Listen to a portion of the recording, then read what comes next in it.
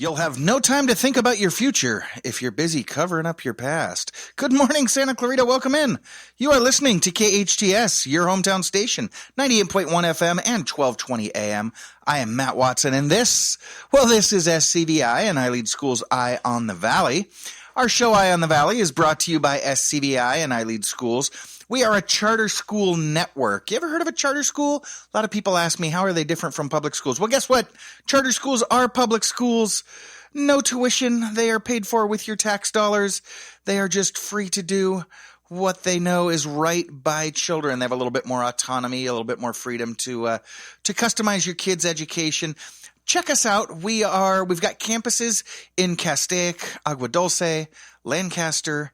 We've also got a fully accredited online school and burgeoning homeschool program called iLEAD Exploration.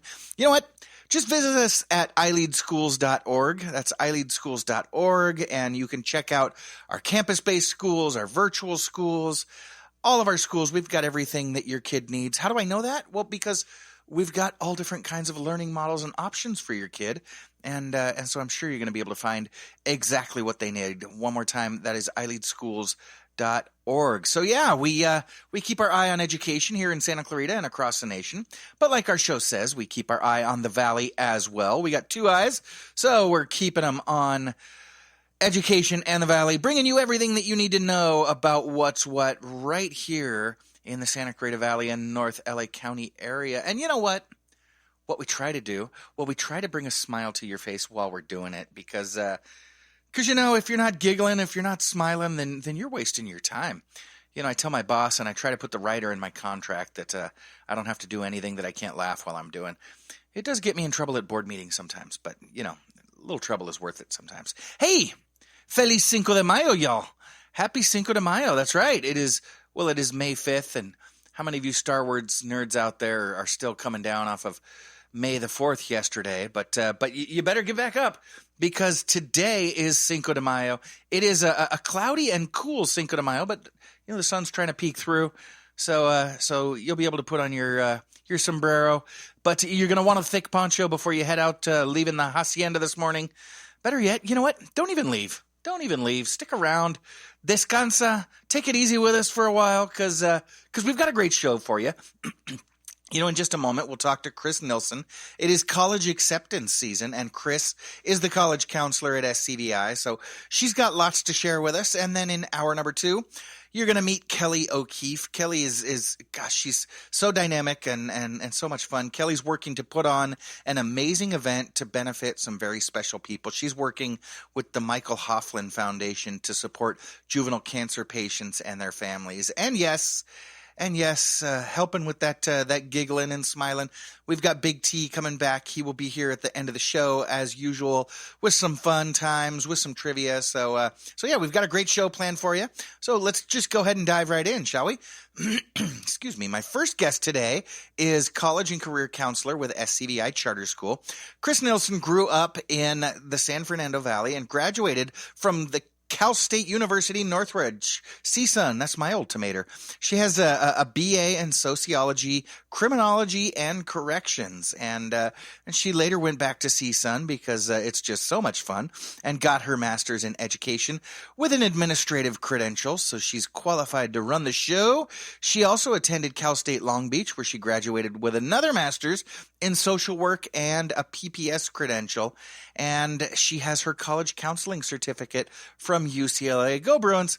She is a lifelong learner whose bubbly enthusiasm and bowl full of chocolates makes her office one of our students' most favoritist places on campus. Chris, welcome back to Eye on the Valley. Thanks, Matt. Pleasure. It's always good to have you, Chris. I always love hearing what you've got going with our kiddos out there at SCVi. So why don't you tell our listeners a little bit about you? You know, I remember when you were the newbie at SCVi, but you've been there a while now. How long have you been at SCVi, and how'd you find us up here in Santa Clarita? Well, Matt, I'm finishing up my 7th year. I can't believe it. I actually worked, as you mentioned, with Pinecrest Schools for a long time, and they closed. And one of my coworkers at the time at Pinecrest, Lisa Latimer, actually got a job at SCVi as the director. And when I heard that, I spoke with her, and what amazing, school SCVi is, an amazing company iLEAD is. I pursued coming here, and I was able to get my dream job, which is being a high school counselor. Oh, wow. So that was your dream job, because as I'm going through your bio, you've got quite a diversity of degrees: sociology, criminology, and corrections, and then your educational administrative credential, and then you get your master's in social work and your PPS credential. So did you work in all those different fields, or did it take a while for you to settle on counseling? I did work in all those fields. I think what I enjoy speaking about with our learners at SCVi is your path can be so different and kind of go in different directions to get where you are, and I so appreciate that. I was a CPS worker for the county, and I did work with boys on probation, and I wanted to be in the FBI and be a probation officer. I think was my original plan coming out of high school. And I ended up getting into education at Pinecrest Schools. My mom was principal, and she says, I need a math teacher. And I'm like, okay. So I taught for 5 years, and then I was the dean, and then I was lucky enough to be able to go into administration because my mom wanted to step down. She wanted to go back to the classroom. And so I'm not, I don't want everything to be about nepotism. So I went back to school to get my master's in education, which is a great program at Cal State Northridge. And once I did that, I had the opportunity to come to SCVi. Yes, I'm in my passion job. I love working with kids, high school level, middle school level, and I love talking about college. And Chris, it is so obvious. Anybody that spends more than just a couple minutes with you realizes the passion and the joy that you get out of working with kids, getting them into college and moving them into their career pathways. We'll talk about that in just a minute. But I want to talk to you a little bit about working specifically with the high schoolers at SCVi. What makes that so special for you? What brings that joy out for you? Because like I said, it is apparent on your face every day on campus. What makes that special for you? Oh, thanks, Matt. I think it's the smaller environment, and it's who we are at SCVi. Big public schools, a lot of kids, very difficult to be able to sit down on a regular basis and talk with kids. And because SCVi is who they are, we're like a small family. I really wanted to make my office inviting and engaging, where kids have that space where they can feel safe, where they can talk about anything they want to talk about. And at SCVi, I can do that. I think the best thing about my job is I do wear different hats, and I know that a lot of us do, and that can be a lot sometimes. But I get to do so many different things that I don't think I'd be able to do at a bigger public school. I get to work with kids. I get to talk about their academics. I'm talking about college. I'm talking about career. I'm involved in our advisory program. Like, there's so many things that I get to be part of that I think makes the experience amazing. Yeah, and you talk about wearing different hats. You've taken on a few extra responsibilities this year. I think, are you the senior advisor now at SCVi? Are you working with the seniors, providing that, making sure that their final year in high school is an amazing one? Yes. So I would help out a previous coworker. We kind of did it together, and this year I was kind of on my own. So I am the senior advisor. I'm also teaching senior capstone and kind of running internship for them. So I'm really with them in a lot of different areas, which is great. We're starting to get ready for our seniors to do their senior defense, which is them presenting, work and a presentation to those in the community about why are they ready to graduate. And so that's, something that we started a few years ago, and I wanted to keep that going. So I am really involved with the seniors this year, but I love it.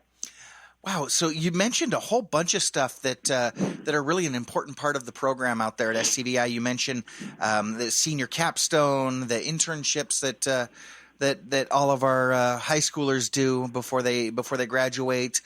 You mentioned their senior defense. What are some of the other things that make SCVi different from maybe a traditional high school? And maybe you can expand on some of those programs as well. Yeah, so we, a lot of high schools, we have kind of the same programs in regards to dealing with college and some of those things. But at SCVi, every year, anything that I feel that benefits kids or that I think would kind of be a better program, we can accommodate that here at SCVi. I think the biggest plus is that I meet with every learner individually. I meet with them 9th through 12th grade. If they need to make an appointment with me, they can. I'm always available. But I do meet with them individually to produce a college list, to walk them through the FAFSA, which is a financial aid application. Yeah. I am here every step of the way for those kids and families that may not understand or know about the college process, and I don't think that is something that counselors can do at big high schools. I got to tell you, you know what? I'm not even going to mention it because I don't want to throw shade on other schools, but you're right. You really do provide personalized care and attention. I do remember when my nephew was in high school, my brother actually spent quite a bit of money and hired a private college counselor, and he learned so much. My brother and his son learned so much about different colleges and how it's not necessarily, go down the top 10 list of colleges and which one is the best. It's more of a which one is best for you. And they got this real personalized care. They paid a pretty penny for it. But that's he was telling me about it, and I'm like, I know. That's what Chris does for our kids at SCVi. And so it is really that personalized attention that makes a lot of the difference at SCVi, not just in the college counseling experience, but in the classroom. You've only got a couple of hundred rather than a couple of thousand kids in the high school. So it's really easy to personalize for them. Chris, you've got a lot of other events that you handle for our seniors. Talk about the senior retreat that your kids have got coming up. So we go up to Big Bear for the day, and it is the last kind of opportunity for the senior class to really kind of hang out and bond. We work with SOAR, and they're an amazing company, and they bring in the team building and all of those kind of self-reflection. And then they get to kind of do a high ropes course and challenge and go out of their comfort zone. And as you know, SCVi and is very big on social emotional learning and going out of your comfort zone, because if you don't ever go out of your comfort zone, you're not really going to grow. And so I'm excited. I've been twice, in the past years, and it is the most amazing experience. And the kids kind of grumble because, of course, we have to leave at like 5:30 in the morning. But once they go there, they're just amazed at what a cool experience it is. And I just proctored the SAT last week. I just had my higher education celebration day, where we're celebrating all of our seniors that are going to higher education after they graduate, whether it's community college, whether it's a trade school, whether it's a 4-year. I have an event where I celebrate all of them so that we can kind of end this year with a bang. So it's really fun for the class of 2023 or any senior class in the last couple of months of their senior year. I absolutely love that higher education decision day. So tell us a little bit more about that event. What is it? What's it look like on campus? What does it feel like? And then maybe what are some of the schools and programs that your kids are heading off to next year? Sure. So the celebration day is to kind of honor those kids, especially the 4-year college kids spend a lot of time with applications and essays. There's a lot of work that goes into it. And some kids decide, whatever the reasoning is, whether it's financial, whether they didn't want to go to a 4-year, there's a 2-year option. And in California, you can go to community college for 2 years for free. So that's great. And there's also kids that decide, maybe that's not my path, and I really want to get out into the work field. I want to get a certificate in TV production, and I want to get right into it. So basically, the event is celebrating all of those kids. Back in the day, I think it was athletes that used to have a college signing day because they had to commit to a college. 4-year learners attending 4-year colleges, they have to commit by May 1st. They have to send a deposit into the college that they would like to go to tell them that they are coming and that they would like to attend that school. So it kind of goes around that. So I do have the 4-year college kids. They kind of sign a paper and they hang it up, and, we have certificates for the community college kids. So it really is an event to celebrate any of those decisions of higher education.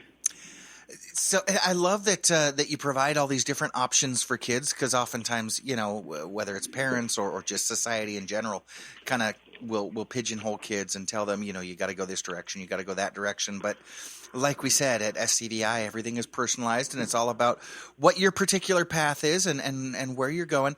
Chris, I've got a question for you. I remember during COVID, you and I talked about how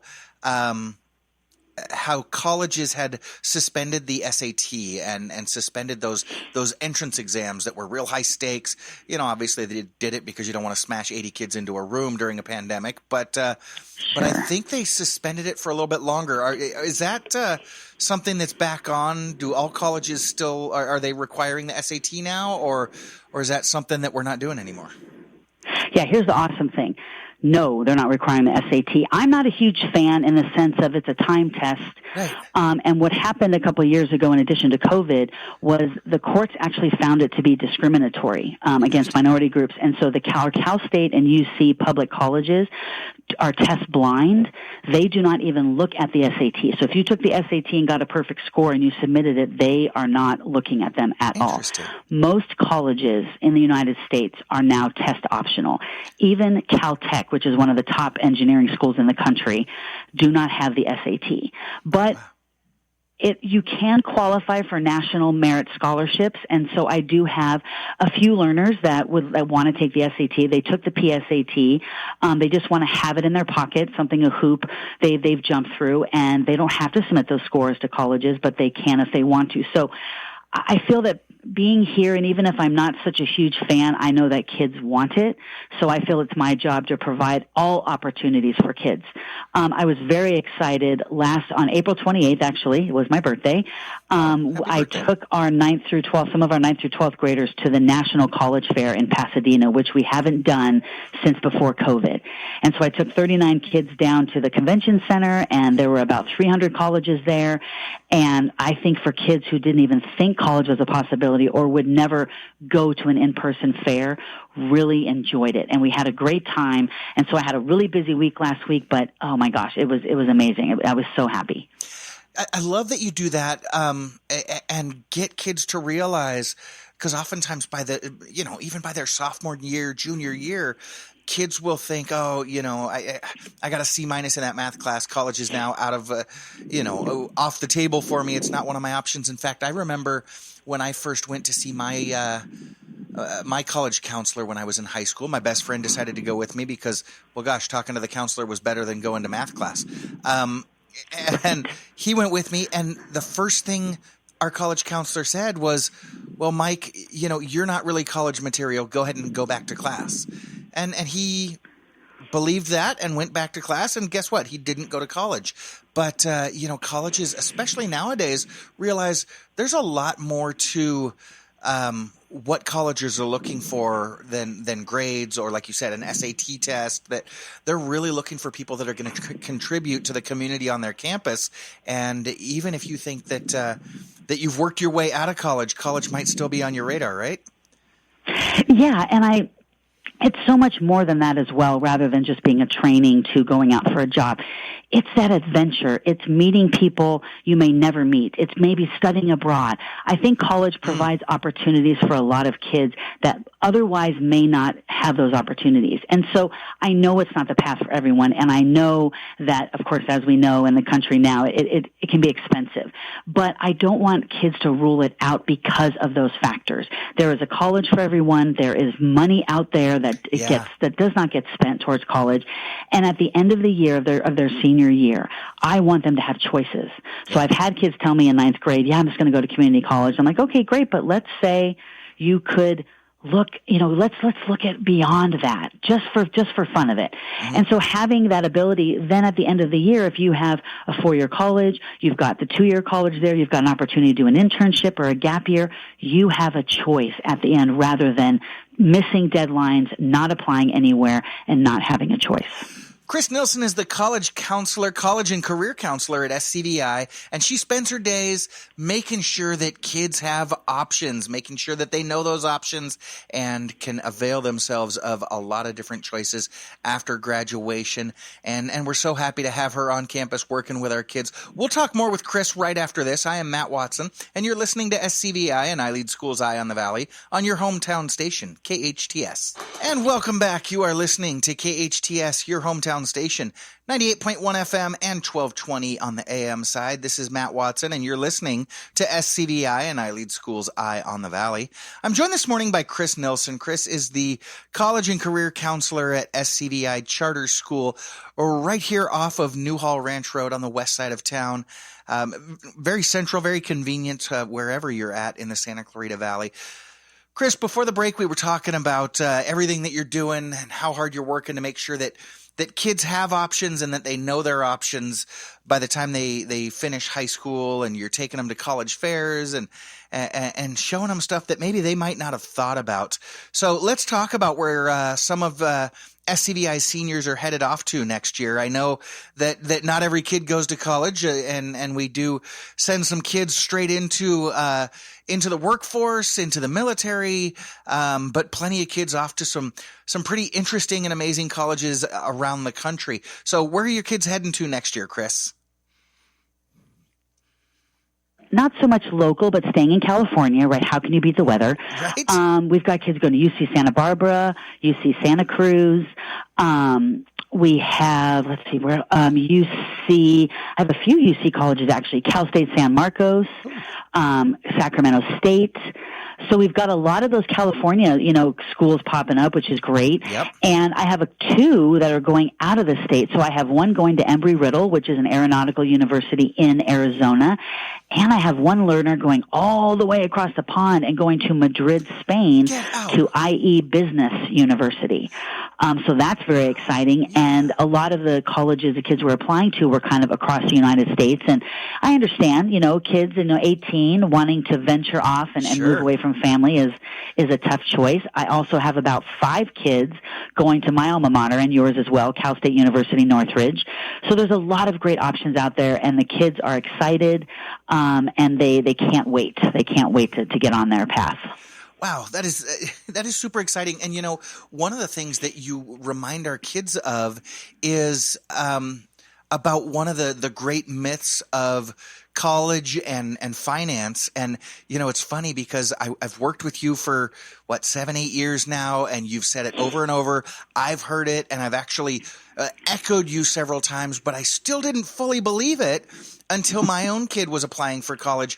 My son, when he was a senior, he got accepted at a couple of different colleges, and he was really excited. He got accepted at San Francisco State, and I thought, as a teacher on a teacher salary, my first thought was, all right, state school, in-state, state school. Whew, this might not break the bank after all. And then he also got accepted at a small school on the East Coast, Thomas Jefferson University, private college, and I thought, oh no, if he chooses that one, I'm in trouble. And that's a misnomer, isn't it? It is. I'm so glad you brought that up. Yeah, I think going in, most kids and families, we all talk about the same 20 colleges, and a lot of those UCLA and Stanford and some of those big schools. And I think the myth is, well, if I go to a local public college, it's going to be a lot cheaper than going out of state. And that is definitely not always the truth. I have currently my younger daughter is at University of Santa Cruz, and I'm paying a pretty penny. And I took out a loan myself as a parent, so I understand the decisions as families that go into this big investment. And so we try to get the best opportunity and kind of deal. I tell the kids all the time, nobody wants to pay sticker price, no matter what you're buying. Right. And a lot of these out-of-state schools, when they're small liberal arts, which are always my favorite, they have a lot more merit money. They want kids from California. They want you. And I'm trying to get kids not to try to fit themselves into what a college wants, what they think a college wants. You want to work with a college that wants you for who you are. And so it's definitely working, and it's tough sometimes getting kids to believe that you can actually go out of state to an awesome school, maybe cheaper than staying in state and going to a public college. That was exactly what I found, because once he got accepted, it was at Thomas Jefferson University. Once he got accepted, we didn't even reach out to them. They reached out to us and said, hey, guess what, buddy? You not only qualified for this scholarship, but you qualified for this grant. And then on top of a scholarship that he received from his high school, very proud of the boy, it was actually cheaper for him to go to the private school back east than it was for him to stay in state. And so all of a sudden, for financial selfish reasons, I found myself pushing him toward the East Coast. But like you said, nothing beats California, and he stayed here and went to San Francisco. But so, yeah, that's one of the things that you do with your families and your kids is guide them through to make sure that you're busting those myths and breaking down those walls and making sure that kids keep those options open for themselves. Now, Chris, go ahead. No, I was going to say definitely. I love just finding out about colleges, and I know that in some of the bigger schools, it really is hard to know about all of these. So I always have the pleasure, if I'm able to, attend a conference. And this summer, I'm actually going to a counselor's conference, and it's in Atlanta, Georgia, and I've never been. And so when I go to these conferences, I will arrive the day before, rent a car, and travel to the local colleges to kind of get that feel, because I think it's so important. We are small at SCVi, and when you go to some of these big public schools, maybe that CSUN has 40,000 students now. They didn't when I was there. And it's all that part of feeling not so anonymous, that you are thought of. I love going to college fairs, and I'll see some of the admissions reps there, and I'll say, oh my gosh, I have so-and-so coming to your college in the fall. And they're like, oh, who is it? And I tell them, and they know who that kid is. Oh, we're so excited to get them.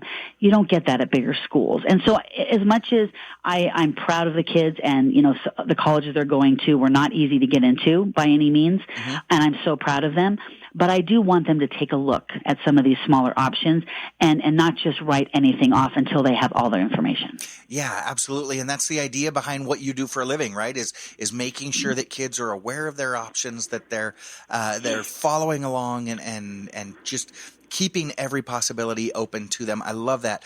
Chris, now, obviously, the work that you do with your seniors is pivotal and can make the difference in their life, really, right? No pressure. But you work with your learners early on to kind of take that pressure off of them and their families and yourself as well.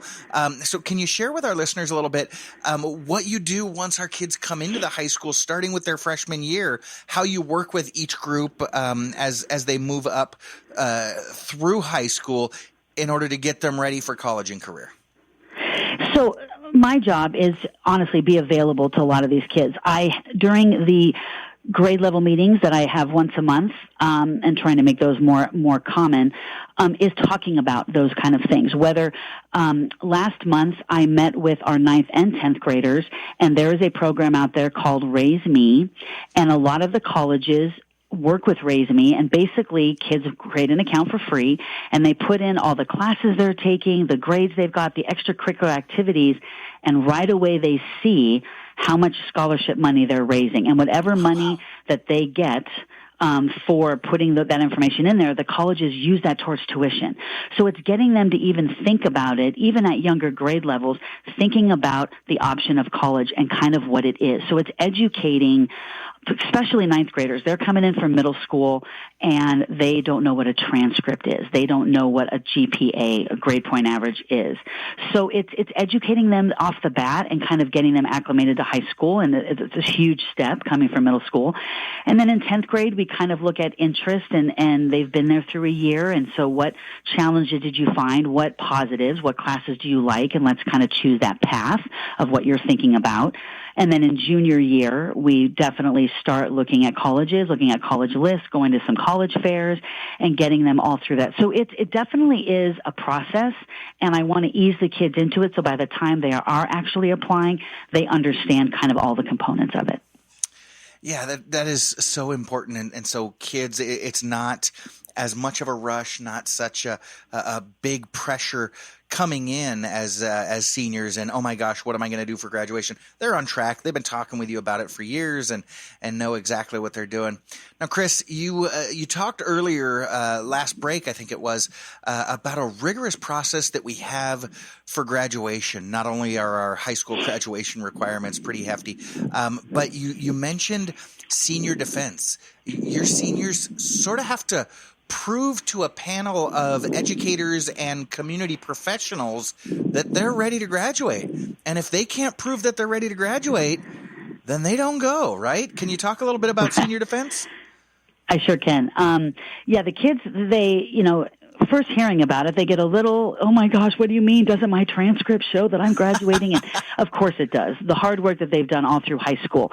But getting out in the real world and having to present yourself when you're in an interview or any of those things, even my job, day to day, I have my directors, maybe they don't know what I'm doing all the time. And if they ask me, I'd have to present to them, well, these are the things that I do and this is why this program works. It's kind of that same concept. So the kids need to pick an artifact, and that could be a project, it could be a paper. We have a lot of our kids taking IB classes, so they do what's called an internal assessment. It's an in-depth paper, and they take that artifact and they create a presentation, and we invite people from the community in addition to our staff at SCVi, and they do a presentation, which we think is so important, is getting kids up there to be able to talk about themselves. So they have to talk about, all about me and some of those things, and they take this artifact and they kind of dissect it, and they let us know what it is and why they felt choosing this artifact relates to a learning outcome that we have at SCVi that proves to us that they learned what they felt they needed to graduate, get out in the world, and honestly be a good citizen and be successful.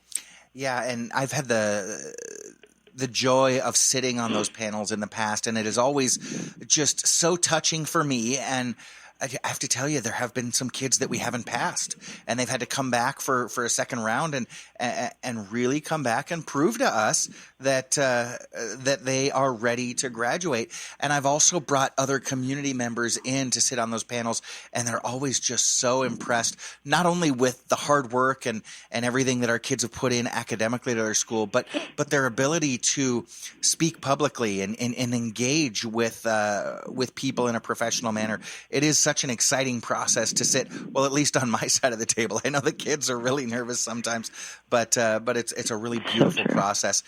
So, Chris, I just dropped in our Facebook Live feed. I just dropped a comment. Producer Sarah posted the link to our school. So if you're on the Facebook Live feed, you can just click right there for more information on SCVi and everything they're doing. But I commented that SCVi is a small, academically rigorous boutique school in Santa Clarita that is tuition free. But being so small, I mentioned there's only a couple of hundred kids in your high school. Folks would often think, okay, but so then you can't provide that, and I'm using the air quotes. Can you hear the air quotes? That real high school experience, that you don't have the activities of a larger school. Can you tell us about that? Because that's kind of a myth. Can you tell us about some of the sports and the special events that the seniors have coming up? Sure. Yeah, it definitely is a myth. I mean, I understand bigger schools, have more kids. They're able to have some things like we don't have a football team and some of those things. But I think in today's day and age, way different than when I graduated in 1986. There's so many options. And I think that term high school or that big public high school just isn't as relevant anymore. There's all kinds of opportunities, whether it's independent study, whether it's home study. We've got kids going and getting their AA degree while they're in high school. There's so many options to make those individual choices. But here we have coming up next Friday, we have our junior senior prom. We have pep rallies. We have dances. We do have sports. We are in the Omega League, and we have, in the past, we've had cross country and golf and soccer and volleyball. And the great thing about kids here is even if you haven't played those sports, you are able to play. The hard thing about going to a big public school is when they have sports and you try out, you might not make it. Yeah. And at SCVi, we want all those kids to have those opportunities. So we do have that high school experience, but it's almost like the college experience. It's going to be what you make of it. So wherever you go and whatever school you choose, it is what you do there that makes all the difference. Yeah, and what I love most about SCVi is that sense of family, and this is true, and I don't think we've mentioned this yet, Chris, that SCVi is TK through 12th. It's not just a high school, right? You've got kids that are going to be graduating this year that have been with your school 13 years, don't you? Yes, we have 4, and we call them kind of our founders, even though this school was founded in 2008. But yeah. any of our learners that can go from kindergarten to 12th grade, it's amazing. And so they have found that SCVi is truly their family. And I honestly, at Pinecrest, we were kind of the same. It was a small private, family-owned private schools, and the kids that would come back to visit because of those relationships that they built with their teachers and their facilitators, I get that here at SCVi. I have kids graduating last year, 3 years ago, coming in to say hi, coming in to visit. You don't get that at a lot of high schools. In fact, I haven't been back to my high school, Kennedy High School, in a very long time. And so it's understanding that those relationships that we build, and I tell the kids when they graduate, I am always their counselor. If they need something, wherever they are in the world, whether they're deciding to go back to college and they need help, I am here for that. So you just don't get that in a lot of bigger spaces. So I know we're really small, but I like that we're really small, and I think the kids do too. Yeah, you're absolutely right. And we've got kids that graduated SCVi 7, 8, 9 years ago. Gosh, I can't believe it's been that long. But, I'm friends with them on social media. They'll text me from time to time. I'm starting to get invited to baby showers from some of our graduates and things like that. It is really, it's funny. I remember when I was in the director's office there at SCVi, there was a young man that walked by and I said, "Good morning, Kevin." And I actually greeted him by his first and last name. And he looked at me and he said, "How do you know my last name?" And I was kind of shocked by the question. I said, "Dude, I work here, and I know your parents." And I called his parents by their first name, and he was just shocked that I knew so much about him. And to be honest, he was, kind of one of the quieter kids on campus who wasn't always kind of, front and center in all the different events. But that's kind of the way our school is. With so few kids, you get to know all of them. And boy, when you talk about one of the biggest concerns on a parent's mind for schools nowadays is school safety, and that that small feel where everybody knows everybody. When a kid's not at school, when a kid's out of sorts, right? And that's one of those things that makes a huge difference is when a kid's just having a bad day, but a teenager's typically not going to say anything about it. Somebody on staff is going to notice and step in and say, "Hey, buddy, what's going on? You seem off your game today," and definitely to step in, and it just makes our campus safer, but more than that, it makes our kids feel loved.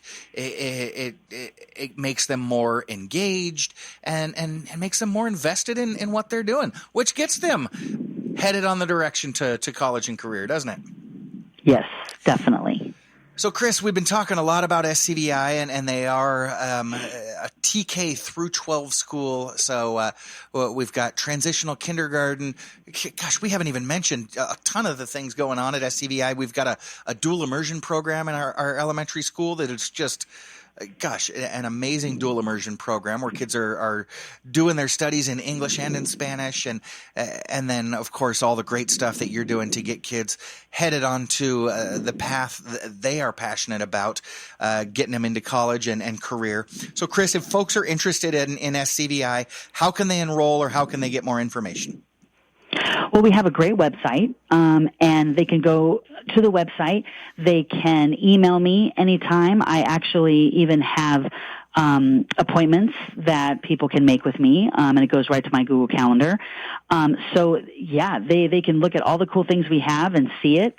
And contact us. That would be wonderful. Yeah, and that website is iLEADSantaclarita.org. iLEADSantaclarita.org. And Chris, your email address, thank you so much for offering folks that aren't even enrolled. Chris is willing to help out. It's Chris, and your spelling on your first and last name is a little bit different. KRIS, very easy. KRIS dot Nilsen, Nilsen, right? Yes. KRIS, Chris.Nilsen, Nilsen, at SCVi-K12.org. And so you can email Chris for any information on enrollment or what she's going to do with your kids to help get them into the college of their dreams. Or again, go to iLEADSantaclarita.org for more information on the school. If you're ready, if you're convinced, go ahead and smash that Enroll Now button, or you can get more information. You can take a tour. I understand that lovely producer Sarah was leading tours this week, and families were super excited and submitted their applications for the fall. So, Chris, I remember you in your first days at SCVi, so full of energy and excitement to serve our learners, and that energy has not waned. We're lucky to have you. Thanks so much for calling in this morning. Thank you so much, Matt. It's always a pleasure. Have a wonderful weekend. You too, Chris. I am Matt Wattson, and you're listening to SCVi and iLEADSchools Eye on the Valley. We'll be right back on your hometown station, KHTS. Welcome back. You are listening to KHTS, your hometown station, 98.1 FM and 1220 AM. This is Matt Wattson, your host, and you are listening to SCVi and iLEADSchools Eye on the Valley. You know, just had a great conversation with Chris Nilsson, the college and career counselor out at SCVi, and we were talking about how amazing it is that we've got a comprehensive, free public charter school right here in Santa Clarita where your kids can go to school TK all the way through 12th grade. And she's got 4 kids that are graduating this year that have never attended another school. They've been with SCVi since kindergarten, been there for 13 years. And then we were also talking about how, gosh, it seems like it's gone by so quickly, but our first graduating class was in 2014. And during the break, producer Sarah sent me a message saying we actually have a family who is enrolling their child in TK for next year. And when she asked them how they learned about our school, Mom said, well, I graduated from SCVi. So we're becoming a legacy school now after just about 15, 16 years here in town. That is so amazing. So excited to hear that we've now got a second generation of learners starting to come through our school. So very exciting. One more time, if you want more information or just to peruse, come check us out. Just come take a look. No commitment. Go to iLEADSchools.org and you can sign up to take a tour. You can get more information. And if it's not for you, fine. You just do what you need to do, but you might discover that there is something different, that there is something that meets the needs of your child out at SCVi. So again, it's iLEADSchools.org. Well, feliz Cinco de Mayo. Happy Cinco de Mayo. So glad to be heading into the weekend. And, it's not often. In fact, it's only about every 7 years or so that we get Cinco de Mayo on a Friday. Hey, Engineer Carlos, do you know, because, not a lot of Americans do you know what Cinco de Mayo actually is? Yeah, it's the celebration of Mexican independence from France, I believe, in the Battle of Puebla. It is. And a lot of people do think that Cinco de Mayo is Mexican Independence Day, which it's not. Do you know when Mexican Independence Day is? Yeah, Mexican Independence Day is actually September 16th. September 16th. Wow, you're on your game. You're warming up for trivia later on with Big T. Fantastic. Well, it is September 16th. So Cinco de Mayo is actually the celebration of a battle in Mexico. That's right. After 2 devastating wars, Mexico was just absolutely broke. The Mexican-American War, and then they had a civil war going on, and so they were just exhausted, out of money. President Benito Juarez decided to pause all repayments on international debt for a couple of years, and the French didn't take too kindly to that. They said, we want our francs. And so instead, they decided to invade. Napoleon III sent troops in, and on May 5th, 1862, the French Empire attacked the Mexican resistance in a tiny little town, you're right, called Puebla, where there were about 4,000 Mexican soldiers, and they were outnumbered about 2 to 1. About 8,000 French troops came up against what were rather ill-equipped soldiers down there in Puebla. Many of them didn't even have guns to fight with. They had farm tools and things like that to fight the rifles and cannons of the French army. But against all odds, they were able to prevail and drive back the French. Unfortunately, the victory was short-lived as the French overwhelmed the exhausted nation in later battles and set up Maximilian I as the emperor in Mexico. Fortunately, the French rule only lasted about 3 years, but the battle does teach us that important lesson that anything is possible. And today, the cry of remembrance is often "si se puede," meaning yes, we can. Anything is possible. Just look at those brave soldiers and what they accomplished down in Puebla in 1862. So, like we said, interesting that many Americans think of Cinco de Mayo as Independence Day for Mexico. It is not. But the celebration has taken on meaning by many Mexican Americans here north of the border, many of whom seek inspiration when the chips are down, and it's also celebrated by margarita lovers everywhere. So enjoy some chips and salsa enjoy a little drink this evening and celebrate, and make sure you holler out your grito and tell your neighbor that si se puede. We're going to take a brief siesta. When we come back, we will be contemplating the fiesta, and we will have Kelly O'Keefe on. She's doing some amazing work. I am Matt Wattson. You're listening to SCVi and iLEADSchools Eye on the Valley on your hometown station, KHTS.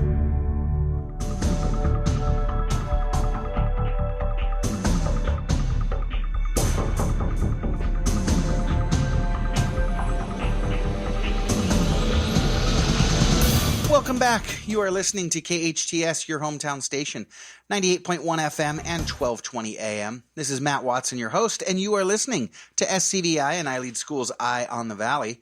We are coming to you live from the center of Main Street here in beautiful downtown Newhall, and we've got a little update for you. And, you know, I'm sure that most of our listeners out there aren't really that interested, but I'm super psyched. I mentioned last break that producer Sarah had told me that we had an SCVi graduate recently take a tour and enroll her own daughter. So we got that second generation of learners coming into SCVi, and just got an update. It's actually mom and dad who are SCVi alums and bringing their oldest now over to SCVi to enroll them. Shout out to the Ramirez Robles family. So happy to have you guys back on campus. Absolutely love all four of them. So, yeah, welcome back. Let's head into our next segment now. My next guest is Kelly O'Keefe. Kelly is the purveyor of SCV Connected podcast and a prolific event planner. She was selected as one of Santa Clarita's 40 Under 40 award winners, which is quite a distinction. She received that distinction in 2019 and has represented the largest employer in Santa Clarita. Trivia question, do you know what it is? Do you know what it is? No, it's not Six Flags. No, it's not KHTS. It is Princess Cruises. That's right. She represented Princess Cruises at various nonprofit events. Kelly can also be found driving around town, singing and dancing in her car with her two young. Hey, hands on the wheel, Kelly. I know, right? With her two younger daughters. Kelly loves the idea of community and that we are better together. So in her free time, she plans and coordinates fundraising events for local nonprofit organizations like this year's 2023 Walk for MHF. What's that? Well, you're about to find out. Kelly, welcome to Eye on the Valley. Thank you. Thank you so much for having me. Of course. Hey, Feliz Cinco de Mayo. Oh my gosh. Yes. Happy Cinco de Mayo, guys. Yeah, you got plans for the fiesta? Oh my gosh. We are going to head out of Santa Clarita and go camping this weekend. Oh, very exciting. Yes. Fun. It's my dad's birthday, so. Oh, happy birthday, Dad. Yeah, definitely. Dads are amazing people. They are. I are one. Yeah, there we go. So, Kelly, tell us a little bit about yourself, your background, and then also can you tell us about the SCV Connected podcast? It sounds interesting. Yeah. So when I was working at Princess Cruises, my boss was so gracious enough to allow me to take this educational class for podcasting. And I thought, I had plans of implementing a podcast for Princess Cruises, and the world shut down in 2020. And so I found myself teaching kindergarten at home, and I just couldn't stop thinking about this podcast idea and how I could bring people together. And it just kept developing into SCV Connected. It kept coming back into that. And I wanted to know more about my neighbors. I see things on Facebook, but I really wanted to know the heart of who people are and why they do what they do. So that's where SCV Connected started. So have you always been interested in broadcasting and maybe radio journalism and things like that? Or is this something that was just born out of that opportunity to take that class? So looking back, I did. I did my senior project in high school on news broadcasting. I met with KTLA, and Lynette Romero was so kind to allow me to mentor her for a little bit. She was my mentor, and I got to go into KTLA news studio for the first time. And I swear my eyes were like, I cannot believe this is so cool to be at a real live news station, seeing it happen live. I kind of got the itch then, and life happened. And here I am now back in that arena of podcasting and broadcasting. Very cool. Very cool. And I'm sure that the pandemic and the topic of staying connected gave you plenty of content. But now as we come post-pandemic? What are some of the topics that you discuss on the podcast? What would listeners look forward to hearing? Yeah, so I interview anyone in my sphere, really. I don't really have to go too far to find people. So I'm a young mom myself, and as I engage in the community, perhaps like I go to the chiropractor and Dr. Kelly Herta Himes, I'm like, come on the podcast. I want to hear more about what's going on with women's health or the latest in chiropractic and what's your story? How'd you get into this? And Dr. Megan from Embrace Your Smile, my daughter currently has braces. So I'm like, Dr. Megan, I see you on social media. I have this perception of you're young, fun. Like, who are you really? How did you get into this? And just sitting down, having conversations with people in our community. And helping folks get to meet and know some of the different folks around town, whether they're businesses, community leaders, or just the guy next door. Yes. And I feel like we do have so many more similarities than differences. And so with Dr. Megan specifically, I wanted to ask her, like, okay, as a mom, like when I was exploring braces for the first time, oh my gosh, where do I start? Like, how did I know I was choosing right? And what should I be looking for from her perspective? And so I love to give people the ins and outs. And yeah, and those are interesting topics that other parents would need to explore. And definitely. So that is so awesome. And I love that. You're right. I think we do have more in common than the differences we have. And it seems like out there on the airwaves and on social media, we like to explore our differences more than our similarities. And it can get really toxic out there. So I love that you're doing something to tie the community tighter together and bring us all together to focus on that sense of community. That's beautiful. Thank you. Yeah, no, I think I needed it myself too.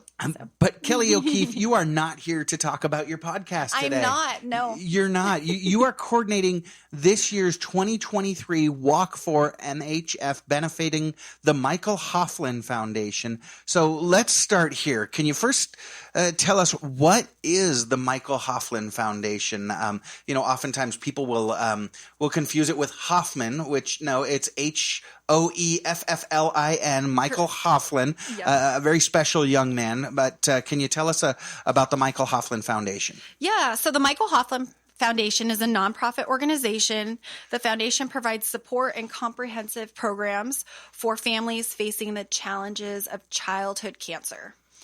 So they are crucial to families in the throes of cancer. They provide social services, support, financial support, and they're that resource that will guide them and hold their hand throughout the devastating news of childhood cancer. Yeah, and it obviously childhood cancer is something that would just completely tear apart any family. And I know a bit of the story of Michael Hofflin and his family, and unfortunately a young man who did suffer and ultimately succumbed to cancer.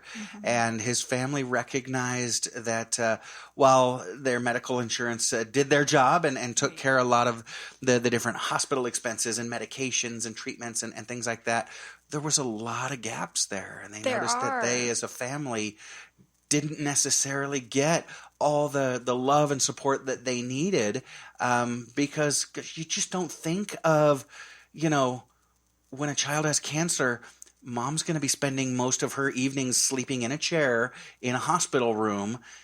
And I don't know if you've ever been in a hospital overnight. It gets cold. Oh my gosh, it's so uncomfortable too. Yeah. And just thinking about how if you have two working parents, one will probably have to give up their career. Right. And there are things like when you go to the hospital, you have to pay to park. So there are things that just incur that are unexpected expenses and just support going through the grief of finding out such a traumatic diagnosis for your family. And the Hofflin family knows firsthand all those kind of smaller details and bigger details that it requires to take care of a child and the whole family, really, as they walk through this traumatic experience. And they decided many, many years ago to step in and help fill those gaps for some of these families. And one of the ways that they do so, their annual event is the Walk For, and that's a number 4 if you're Googling it, Walk For MHF. So, Kelly, can you tell us about the event that you're coordinating? What is the Walk for MHF, and give us all the kind of ins and outs. What is it? When is it? How can people get involved? This is the big annual fundraiser for the Michael Hoffman Foundation. It's their annual walk. It's been happening for about 11 years now. And it's really one of those pillar events in our community that brings people together. This year, we're going to be walking over at the center, so also known as the sports complex, over by the aquatic center. And it's just a wonderful, beautiful facility that's going to house our walk. It's going to also provide an opportunity for space to have kids' activities take place throughout the day. And then we added a pancake breakfast because there's something really special about sharing a meal together. There you go. So we want you to come out, share a meal with us. You don't have to be a registered walker in order to join us, but the festivities will take place for the pancake breakfast from 7 a.m. to 11 a.m. on Saturday, May 20th. And the walk will take place at 9 a.m. So we hope you'll come join us for pancakes around that 9 a.m. time. Come walk them off with us. There you go. And stay for some fun activities for the children. Yeah, I got to tell you, if there's something getting me up early on a Saturday morning, it's not necessarily to go for a long walk, but, a pancake will get me out there. And then like you said, maybe we can make it a zero-sum event and walk off those pancakes. But more importantly, raise some money for those families going through the traumas of juvenile cancer and the treatment and things like that. So you said it's out at the center. Yep. It's on May 20th. You got a pancake breakfast. You've got a walk raising funds. Have you participated in the event in the past? And I have. So Princess Cruises has participated before. And then I've participated in the walk with the city of Santa Clarita, and it's always been a feel-good event. So if you're looking for that feel-good instant gratification, we've got that for you. You're going to be amongst families that have gone through the throes of cancer, are currently in it, and just community volunteers that want to do good and help others, help their neighbor out. So it's an event for everyone, and you will be moved. I mean, you're hearing the stories of what some of these families have gone through, and it's unimaginable. So while I can't relate to cancer specifically, I can relate as a mother and as a neighbor that no family should have to go through this alone. Yeah, you're absolutely right. And the event typically has a couple of families that will come up and speak, and some of the kids who are actually benefiting from the event are out there walking, and it gives you the opportunity. Well, gosh, it's right in your wheelhouse, right? It gives you the opportunity to connect with some of those community members and just build some empathy and support your neighbors, right? Yeah, for sure. And what I just love about it is, like you said, you're building support and community with your neighbors. Grab your coworkers. You can register a team. You can register yourself as an individual, or like I said, your team, your coworkers. You can create a walk team, create a walk fun team name. Yeah. Even customize some shirts. We have teams that come out and personalized shirts or sweatbands, and make it really about community. How fun is that? Gosh, I love the idea of creating a team. There's nothing more fun than getting out there with your friends or your family, your coworkers, and bonding with them over something so positive and so generous in giving back. Gosh, how about the idea of maybe squaring up teams in the office, right? Depending on how many people you work with, develop 3-4 teams and see who can raise the most money. Challenge each other. I love it. And Santa Clarita is one of the most business-friendly communities. So we have lots of businesses out here.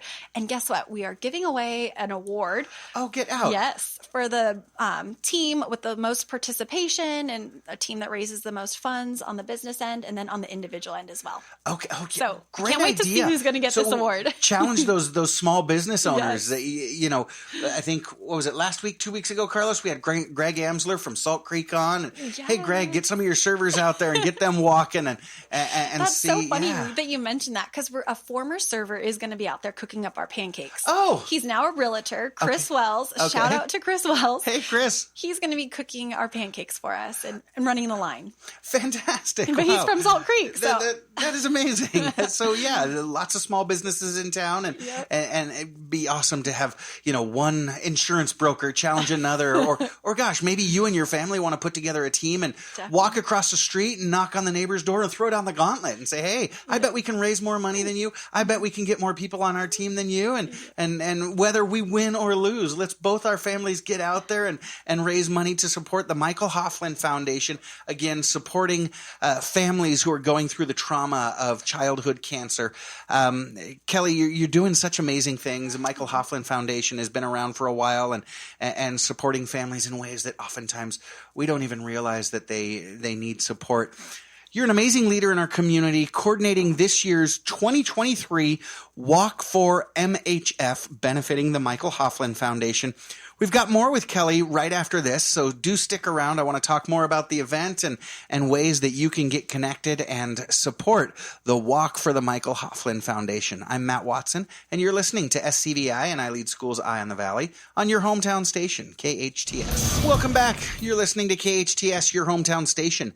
98.1 FM and 1220 AM. This is SCVi and iLEADSchools Eye on the Valley. I'm your host, Matt Wattson, and I'm joined this morning by Kelly O'Keefe, a generous leader in our community, the purveyor of the SCV Connected podcast, an amazing podcast that helps our community get connected with each other, stay connected in a world that's often so busy, and we can, as much as we're living in the age of communication, we can have a tendency to get disconnected from each other, and you're helping keep our community connected.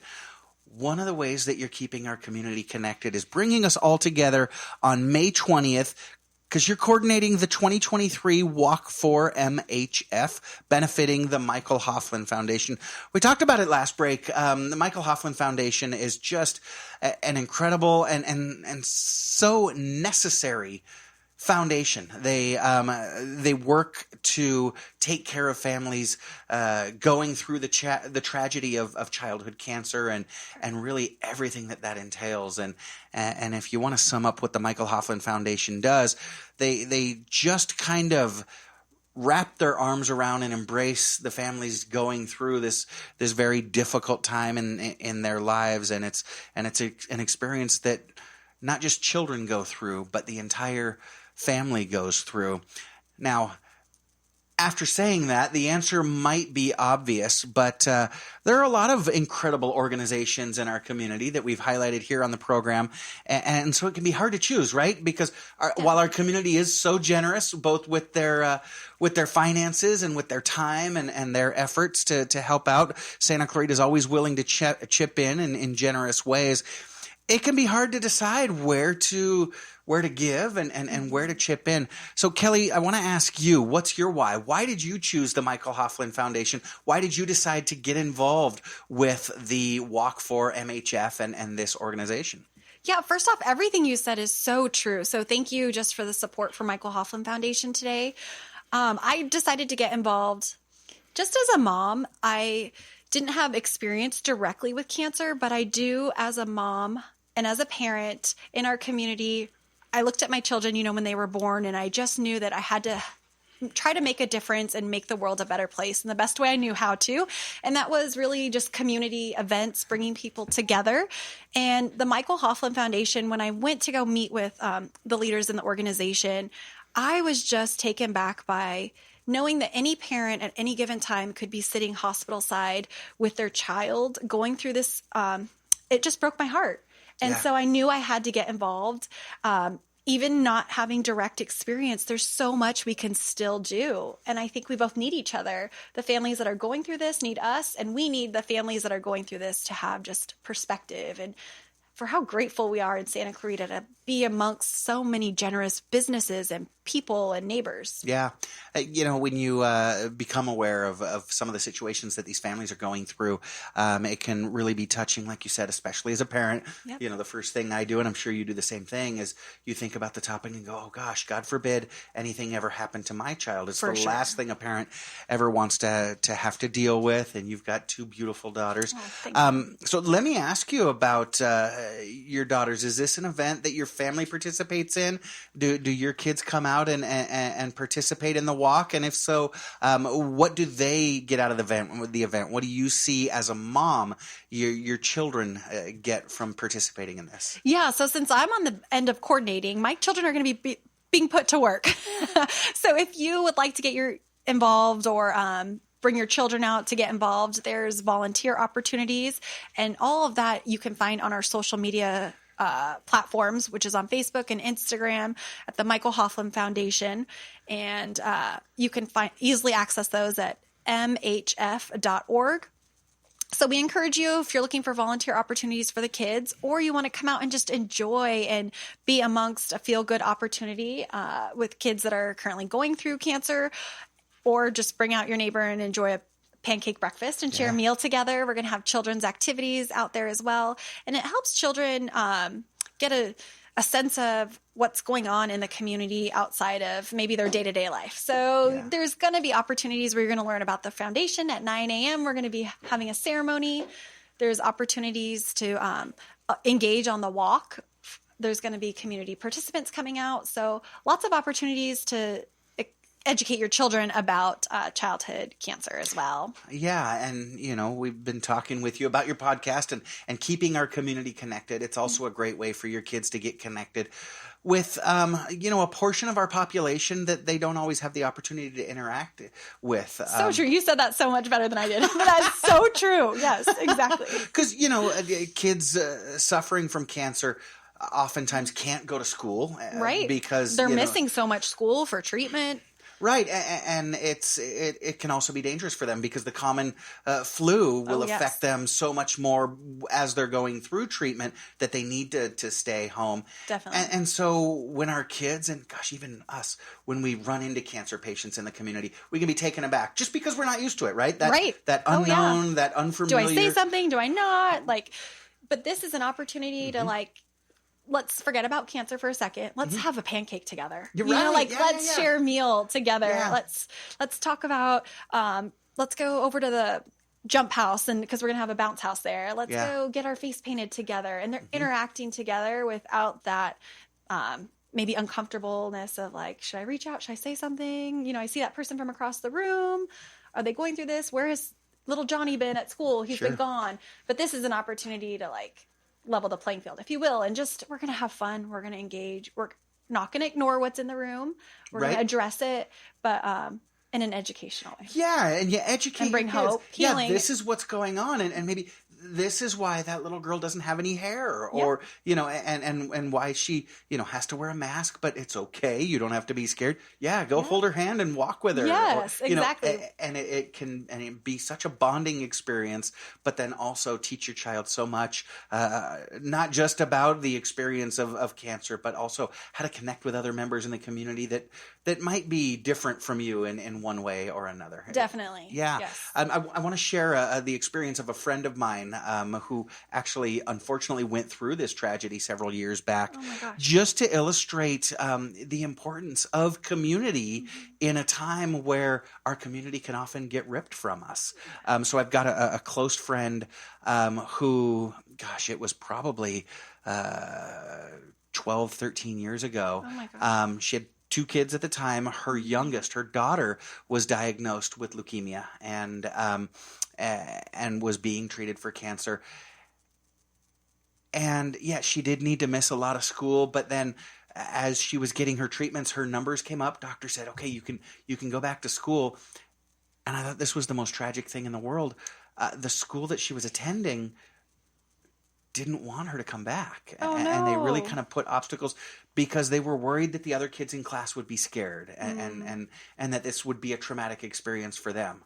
Oh my gosh. Wait, for them that aren't so dealing with cancer, right? Though. And now, fortunately, this family did find a home at SCVi, and it was funny. They found us because they heard that the kids at our school were actually raising money to help do some of the same things that the Michael Hoffman Foundation does, but specifically for their family. They came over to say thank you and ended up enrolling not just their daughter, but their son as well. Wow. And it's this, we see it as oftentimes a two-dimensional circumstance because we think about we think about families going through this as this is all they're going through. Well, not true, because at the same time, they were also preparing their son for what they were pretty sure was going to be a professional sports career. Oh my gosh. And he was growing up and he was training. And so there was, individual coaches and practice and traveling around to play ball and things like that. So they had a lot going on and needed support, not just with their daughter. Brought both of their kids over. It's usually the whole family that needs support. And I love that that's what Michael Hoffland does. They really wrap their arms around the entire family for emotional support, grief support. Sometimes the things that you don't think, like you said, having that second child, that also may be waving their hands like, hey, what about me? I need some and pay attention. They're going through it as well. And so... You're absolutely right. And it's flash forward. I saw a post on social media just last week where this young man who, you talk about success on top of success. He did eventually make it as a ball player, and he's now a starting pitcher for the Cincinnati Reds. Stop. And he posted on his social media about one of the things that taught him the most about hard work, resilience, getting back up when you fall down is watching his little sister battle cancer, being given a 7% chance to live beyond her 10th birthday. Wow, that is crazy. And how that actually propelled him into an elite athletic career. He's now signed his second contract, which is like for ungodly amounts. Wow. And this little girl who was given, like I said, a 7% chance of survival just went to her senior prom. I was thinking about that college. The whole time. I'm like, please tell me she's still here. Oh, my goodness. Tell me. Oh. She got into the pre-med program that she was looking for. She's going to be a doctor because of the way her doctors took such great care of her. It's just an amazing story.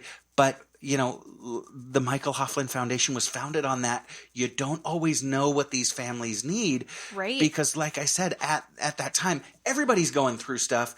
And Mom actually mentioned one of the things that got her through this traumatic experience is shortly after she enrolled her kids at SCVi, one of our staff members, our IT director, just looked at her one day, just looked at Mom during drop-off and said, hey, how are you doing?